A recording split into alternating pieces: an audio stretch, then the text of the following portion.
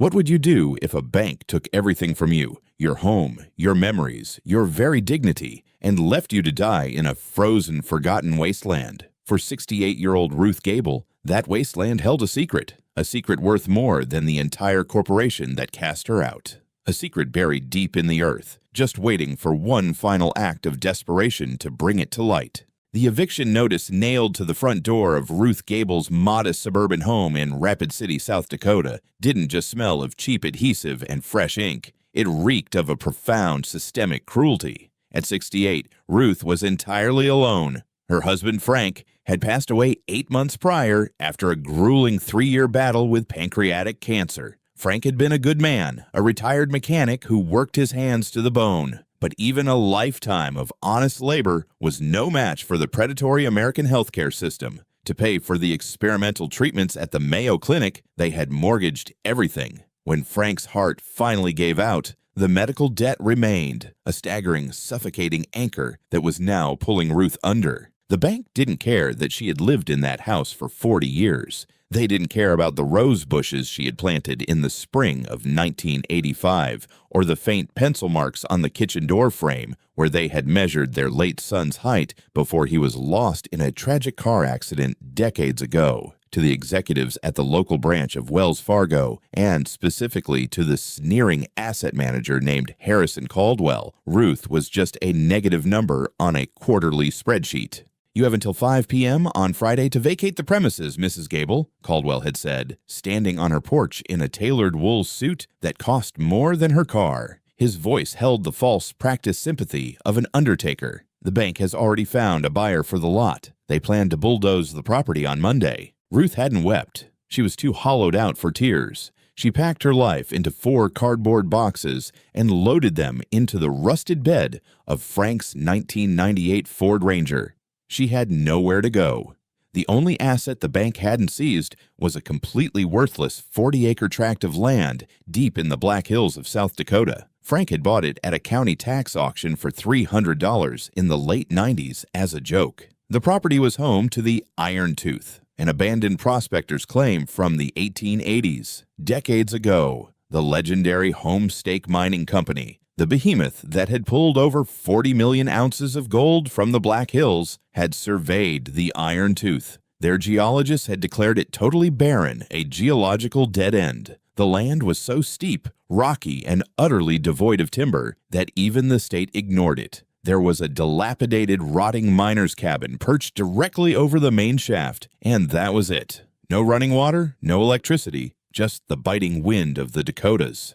When Ruth's truck tires finally crunched onto the overgrown, washed-out dirt road leading to the Iron Tooth, a profound wave of despair washed over her. The cabin was a tragedy of gray, splintering wood. Half of the roof had caved in under the weight of previous winters. The front door hung on a single rusted hinge. Beyond the cabin lay the dark, gaping maw of the mine's entrance, barred by heavy iron grating that had rusted into brittle, jagged teeth. Stepping out into the biting November wind, Ruth wrapped her threadbare wool coat tighter around her frail shoulders. "Well, Frank," she whispered, her breath pluming in the freezing air, "you always said we'd retire to the mountains." The first few weeks were a brutal test of human endurance. Ruth was a suburban grandmother, not a frontier survivalist. She spent her days patching the holes in the roof with torn pieces of tarp and discarded tin she found scattered around the property. She hauled water from a partially frozen creek a mile down the mountain, boiling it over a small rusted wood stove that sat in the center of the cabin. Her hands, once soft and prone to knitting, became calloused, blistered, and cracked. Her diet consisted of canned beans and stale crackers bought with the meager remnants of her Social Security check. It's hard to imagine, isn't it? Where are you all watching from tonight? I hope you're somewhere warm and safe. The physical toll was nothing compared to the psychological terror. The abandoned mine beneath her feet seemed to breathe. At night, when the wind howled through the canyons, the air pressure inside the subterranean tunnels would shift, sending deep, low moans echoing up through the floorboards of the cabin. It sounded like the ghosts of desperate men trapped in the dark. Ruth tried to ignore the mine. The local zoning authority had classified it as an extreme hazard. The timbers holding up the tunnels were well over a century old, completely rotted through. But as November bled into December, a brutal blizzard descended upon the Black Hills, dumping 3 feet of snow in a matter of hours. The temperature plummeted to 15 below zero. Ruth's meager pile of scavenged firewood was gone within 2 days. Shivering violently under 3 moth-eaten blankets, Ruth realized a terrifying truth. If she didn't find fuel, she would freeze to death in her sleep. There was only one place left to get dry wood: the mine. Armed with an industrial flashlight that Frank had kept in the truck and a rusted crowbar, Ruth pried open the heavy cellar door in the floor of the cabin. The stairs leading down into the dark were steep and treacherous. The smell of damp earth, ozone, and ancient decay washed over her. At the bottom of the stairs, a heavy oak door separated the cellar from the actual mine shaft. It had been boarded up, but the wood was so rotted, Ruth easily smashed through it with the crowbar. She stepped into the iron tooth. The tunnel was cavernous, held up by massive 12 by 12 pine beams. True to her desperate hopes, the ground was littered with broken timbers, old wooden crates, and dry, splintered debris left behind by miners a century ago. It was a gold mine of firewood. Ruth began gathering the wood, her flashlight cutting through the oppressive, dusty darkness. She walked deeper into the tunnel, perhaps 50 yards, completely oblivious to the danger above her. Suddenly, a deafening crack echoed through the shaft. The earth above her groaned violently. The blizzard had dropped tons of heavy snow directly over a weak spot in the mountain's crust. Before Ruth could even turn around, the ceiling, 20 yards behind her, gave way. Tons of jagged rock, shale, and freezing mud crashed down into the tunnel with the force of an exploding bomb. The shockwave knocked Ruth off her feet, sending her sprawling into the dirt. Her flashlight skittered away, its beam bouncing crazily against the walls. A massive cloud of choking dust filled the air. Coughing wildly, her heart hammering against her ribs like a trapped bird, Ruth blindly reached out and grabbed the flashlight. She scrambled to her feet and pointed the beam back toward the entrance. Her blood ran cold. The tunnel was completely blocked. A massive wall of collapsed rock had sealed her in. She was buried alive, 80 feet below the surface of the earth. Panic is a cold, suffocating thing. It gripped Ruth's chest, making it impossible to breathe. She rushed at the collapsed wall of rock, tearing at the heavy stones with her bare, bleeding hands. "Help!" she screamed, her voice cracking, absorbed instantly by the dense, uncaring earth. "Somebody help me!" But there was no one for 50 miles. There was only the darkness, the dust, and the freezing silence. After an hour of frantic, useless digging, exhaustion finally overtook her. She collapsed against the tunnel wall, her fingernails broken and bleeding. She was going to die down here. The bank had taken her home. Cancer had taken her husband. And now this forgotten hole in the earth was going to serve as her tomb. She closed her eyes, waiting for the end. But as she sat there in the gloom, her flashlight beam illuminating the freshly exposed rock of the cave-in, something caught her eye. The collapse hadn't just blocked the tunnel, it had sheared off a massive section of the sidewall, exposing rock that hadn't seen the light of day since the earth's crust cooled. Amidst the gray shale and dull, dusty quartz, there was a strange, jagged vein running straight down the center of the newly exposed rock face. It was thick, maybe 3 feet wide, and it didn't look like normal stone. It looked like a brutal, violent scar in the earth, and it was glittering. Ruth frowned, wiping the dirt from her tear-streaked face. She crawled closer, shining the beam directly onto the exposed vein. The light didn't just bounce off, it ignited. Ribbons of heavy, dull yellow metal were deeply embedded in the white quartz, twisting and weaving like golden roots. Frank had been an amateur rockhound. He used to drag Ruth to gem shows in Denver and read thick books on geology. She remembered the distinct difference between the flaky, brittle, brassy look of iron pyrite, fool's gold, and the real thing. Pyrite was sharp, cubic, and chipped when struck. With trembling hands, Ruth picked up her crowbar. She swung it hard against the glittering vein. The metal didn't shatter or spark. The crowbar sank into it slightly with a dull, heavy thud. It was soft. It was malleable. Ruth chipped off a piece of the rock the size of her fist. It weighed nearly 3 pounds. It was impossibly dense. The yellow ribbons running through it were thick and pure. Home stakes geologists in the 1920s hadn't missed the gold because they were stupid. They had missed it because the Iron Tooth's true vein didn't follow the normal geological fault lines of the Black Hills. The gold wasn't in the original tunnel. It was buried behind 30 feet of solid, barren shale, only exposed because the freak blizzard had triggered a structural collapse. Ruth stared at the rock in her hands. The fear of death was suddenly replaced by a surge of overwhelming, terrifying adrenaline. She wasn't looking at a few flakes. If this vein ran as deep as the mountain, and it appeared to plunge straight down into the bedrock, she was sitting on top of one of the richest undiscovered gold deposits in North American history. But none of it mattered if she couldn't get out. Adrenaline sharpening her mind, Ruth turned the flashlight away from the gold and examined the collapse again. The ceiling had fallen, but the top of the debris pile didn't quite touch the roof of the tunnel. There was a gap, perhaps 2 feet wide, near the crown of the shaft. It was a perilous climb over unstable, shifting rocks, but it was her only chance. Stuffing the heavy, gold-laced rock into the pockets of her oversized coat, Ruth began to climb. The rocks shifted terrifyingly beneath her boots. Several times her foot punched through, sending cascades of rubble down into the darkness. She scraped her knees raw, tore her coat, and nearly lost her grip. But the image of Harrison Caldwell's smug face at her front door fueled her. She clawed her way to the top of the pile, squeezed her frail body through the narrow gap, and tumbled down the other side, crashing onto the wooden floor of the cellar. She lay there for a long time, gasping for the freezing air, the heavy rock pressing against her ribs. She had survived. 3 days later, the blizzard broke, and the snowplows finally cleared the main highway. Ruth had survived on melted snow and half a jar of peanut butter. With her prize securely wrapped in an old towel, she climbed into her rusted Ford Ranger, the engine barely turning over in the bitter cold. She didn't go to a corporate assay office. She knew that the moment a major discovery was logged, the sharks would circle. A lone, elderly widow sitting on unsurveyed mineral rights was a prime target for predatory lawsuits or hostile land grabs. She drove to a gritty industrial strip mall on the outskirts of Rapid City, pulling up to a dusty storefront with a neon sign that read, "Black Hills Pawn and Assay." The bell above the door jingled. The man behind the counter, a heavyset fellow with a graying beard and grease-stained hands named Martin, barely looked up from his ledger. "If you're hawking silverware, lady, I'm paying 10% under spot," he grunted. Ruth didn't speak. She walked to the counter, unwrapped the towel, and placed the heavy rock onto the glass display case. It landed with a dense, authoritative thud. Martin froze.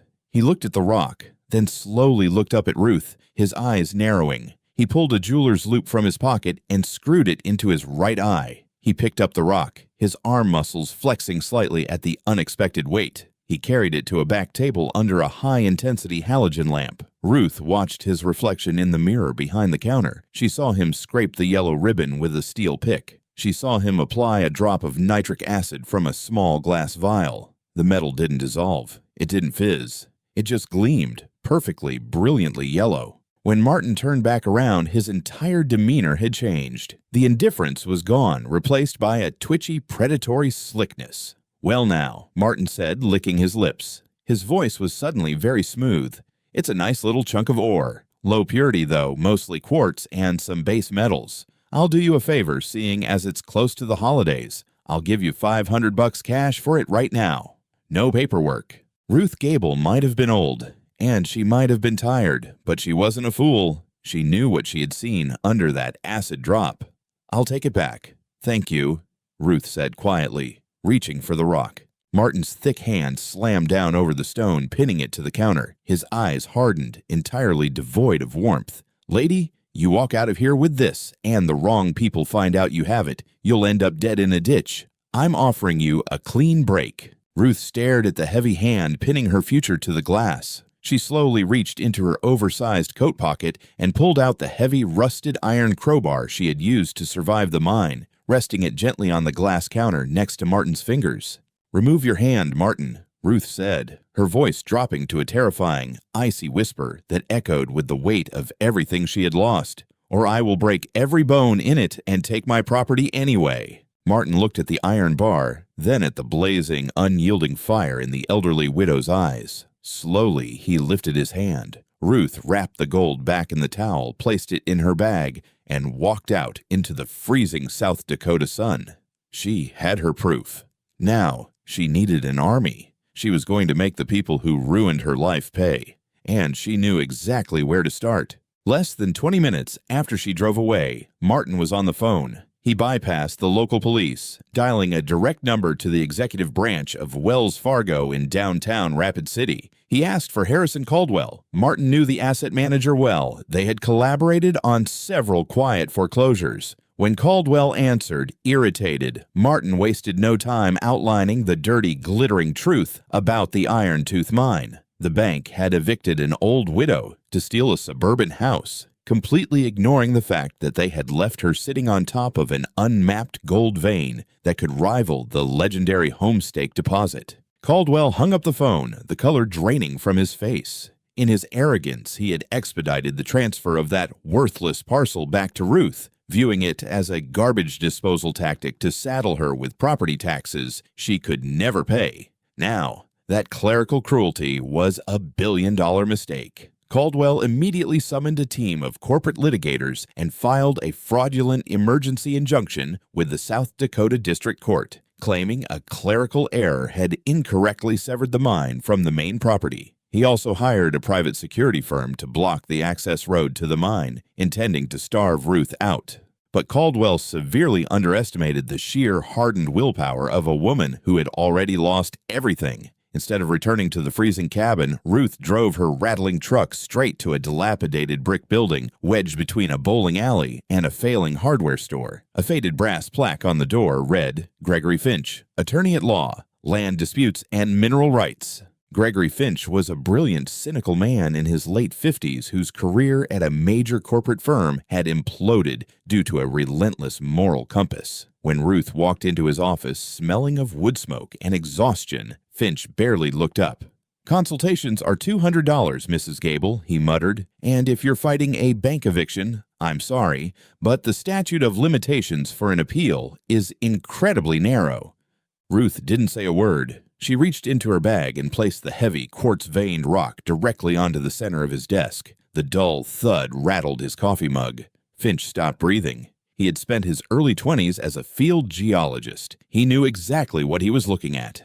Where did you find this? Finch whispered, his voice trembling. 80 feet below the floorboards of the rotting cabin Wells Fargo left me to die in. Ruth replied, her voice as hard and cold as the Dakota winter. Harrison Caldwell evicted me to seize my husband's house. I want to register this claim, Finch, and then I want to legally bury them. Finch cursed under his breath. They already know, don't they? The pawn shop owner called Caldwell. I'm certain of it. Finch immediately grabbed his coat. Then we have hours, not days. We're going to the federal courthouse right now. The showdown occurred 3 days later in the oak-paneled courtroom of the United States District Court. Harrison Caldwell arrived, flanked by 4 high-priced corporate attorneys, looking smug and confident. Ruth sat perfectly upright in a borrowed gray suit. Beside her, Gregory Finch looked like a man who hadn't slept in 72 hours. The presiding judge, the Honorable Margaret Hastings, banged her gavel. Caldwell's lead attorney stood up. Your Honor, the bank merely seeks to correct an administrative oversight, he purred. We are simply asking the court to freeze the deed and return the property to the bank's trust. Judge Hastings frowned. Mr. Finch, the bank's injunction appears valid. What is your defense? Finch stood up slowly, a dangerous wolfish grin spreading across his face. He turned to look directly at Harrison Caldwell. Your Honor, the bank's injunction is entirely irrelevant, Finch stated smoothly, because Wells Fargo is attempting to seize something that does not exist under state jurisdiction. Caldwell sneered. The land is registered in the county, Finch. Stop playing games. The surface land is, Mr. Caldwell, Finch corrected, pulling a fragile yellowed document from his briefcase. He walked it to the judge's bench. Your Honor, when Frank Gable purchased the Iron Tooth at a tax auction in 1998, he didn't just buy 40 acres of dirt. He bought the defunct corporate shell of the original mining company. This, Finch declared, holding up a copy, is a patented mining claim issued and signed by President Ulysses S. Grant in 1874. Under the General Mining Act of 1872, a patented claim completely severs the subterranean mineral rights from the surface estate. State courts, local banks, and county lines have absolutely zero legal jurisdiction over federal patented claims. The courtroom went dead silent. Caldwell's smug expression vanished, replaced by a pale, sickly terror. Furthermore, Finch continued, his voice rising, "My client, Mrs. Gable, filed her discovery of a major gold vein with the Federal Bureau of Land Management yesterday morning, estimated to hold upwards of $1.2 billion in raw ore. Because Mr. Caldwell deployed armed private contractors to blockade a federally protected mining claim, he has committed a Class A federal felony. We are not just asking you to dismiss the bank's injunction, Your Honor. We are filing immediate charges of federal land fraud, extortion, and armed trespass against Harrison Caldwell and his institution." Judge Hastings stared at the 1874 document, a rare smile tugging at the corner of her mouth. She looked down at Caldwell, who was now trembling visibly. "The bank's injunction is dismissed with extreme prejudice." Judge Hastings slammed her gavel down, the sound ringing like a gunshot. "And I highly suggest Mr. Caldwell seek federal criminal counsel immediately." Ruth Gable closed her eyes, releasing a breath she felt she had been holding since her husband died. The crushing weight of the world had finally lifted. She had won. May your family be blessed with health, peace, and prosperity. 6 months later, Ruth refused to sell the land. Instead, guided by Finch, she partnered with a major mining corporation, leasing them the extraction rights for an unheard-of 20% gross royalty. The initial drilling confirmed it. The vein was one of the purest ever discovered in the Western Hemisphere. Ruth became a billionaire. Her first act was quietly brutal. She purchased the suburban land where her old house had stood, the one Caldwell had bulldozed. She then bought the adjacent lot where the local Wells Fargo branch sat. Utilizing perfectly legal zoning loopholes, she had the bank branch condemned and demolished. In its place, and stretching across the plot of her old home, Ruth built the Frank Gable Memorial Oncology Center. It was a state-of-the-art facility, fully funded by the endless ribbons of gold pulled from the Iron Tooth, ensuring that no family in Rapid City would ever have to choose between their home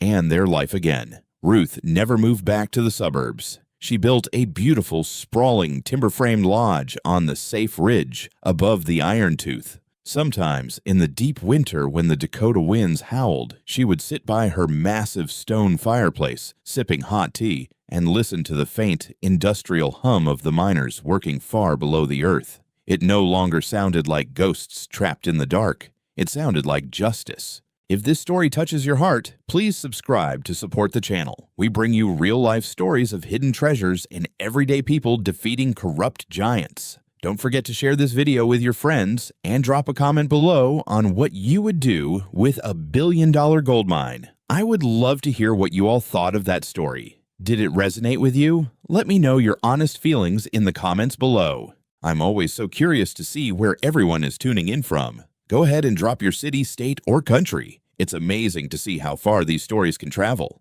Wherever you are in the world, I'm sending you my best wishes. I truly hope you and your loved ones are staying safe, healthy, and finding peace in your day. And finally, this is a community for sharing. If you have an interesting or powerful story of your own that you think we'd enjoy, please share it with us. We would all love to hear it.